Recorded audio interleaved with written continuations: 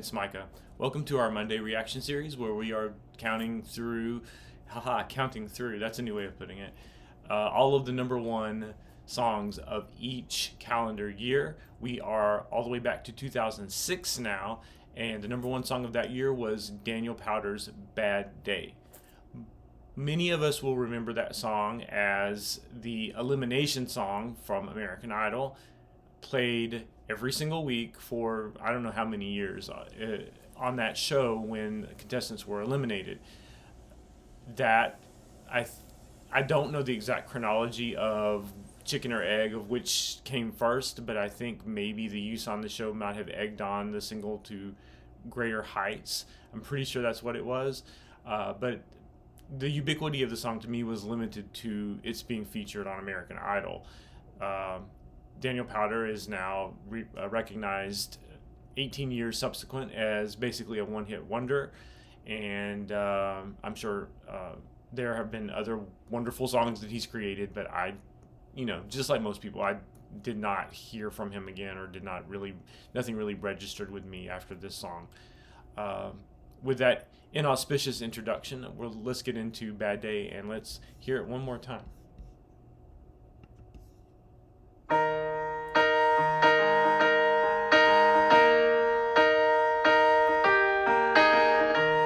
Where is the moment we needed the most? You kick up the leaves and the magic is lost. Tell me your blue skies fade to gray, tell me your passion's gone away, and I don't need no carrying on. You stand in the line just to hit a new low. You're faking a smile with the coffee to go. And tell me your life's been way offline.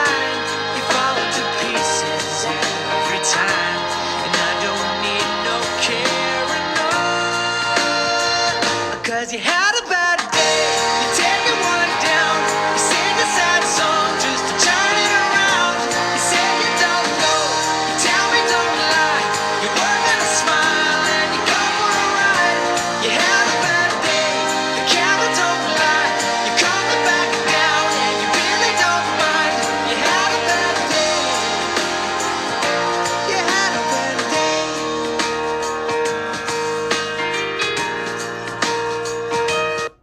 Let's stop briefly. I think this song has a bit of a bad reputation for being, I guess, run into the ground on American Idol, but also because it seems to be a song about something pretty boring, which is having a bad day. As depicted in the video and as it seems to be described in the song, this isn't like, a close family member died, or your cat was haranguing you, or anything truly terrible like that. It was basically just, blah, I had a blah day. And sometimes songs can be about those types of things. And that's not bad or wrong, it's just not overly dramatic. So, I think songs can and should be about just about everything. More on that later. Let's get back to the song.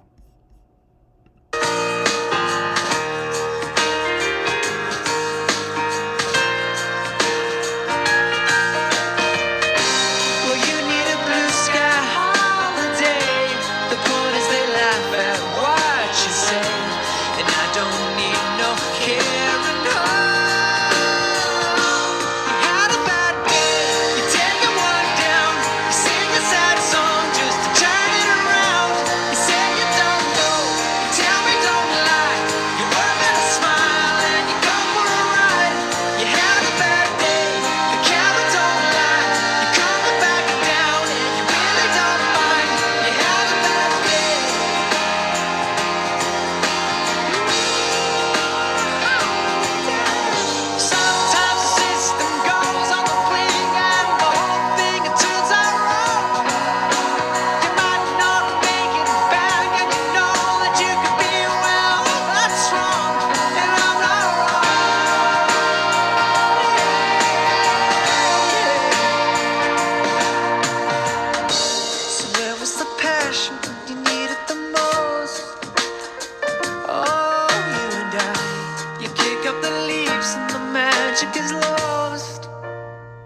'Cause you had a bad day, you're taking one down. You sing a sad song just to turn it around. You say you don't know, you tell me don't lie. You're working a smile and you go for a ride. You had a bad day, you see what you like. And how does it feel? One more time. You had a bad day. You had a bad day.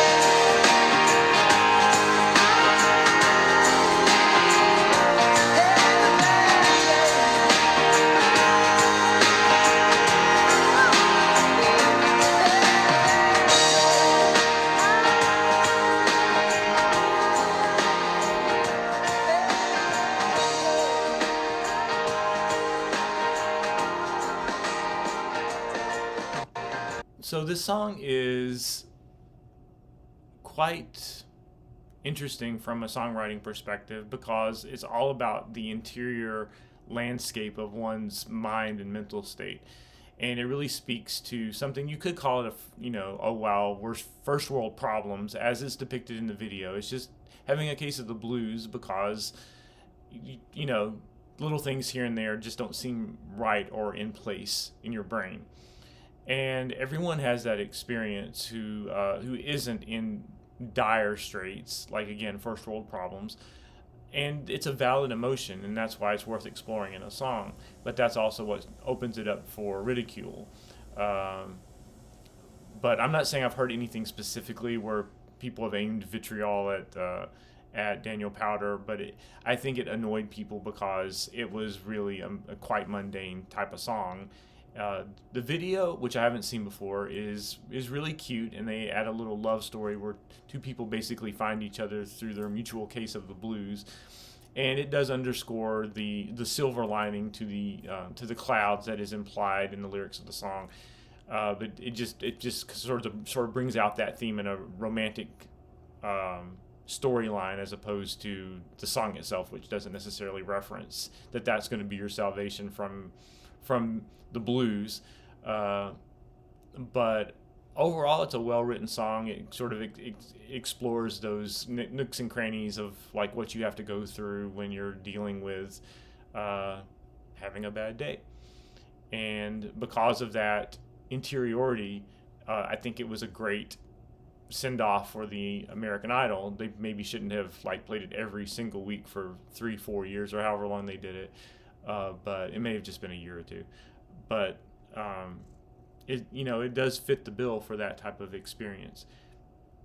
The piano playing, sort of a rambling kind of slow boogie type of cadence, and the casual songwriting reminds me a lot of Sarah Bareilles.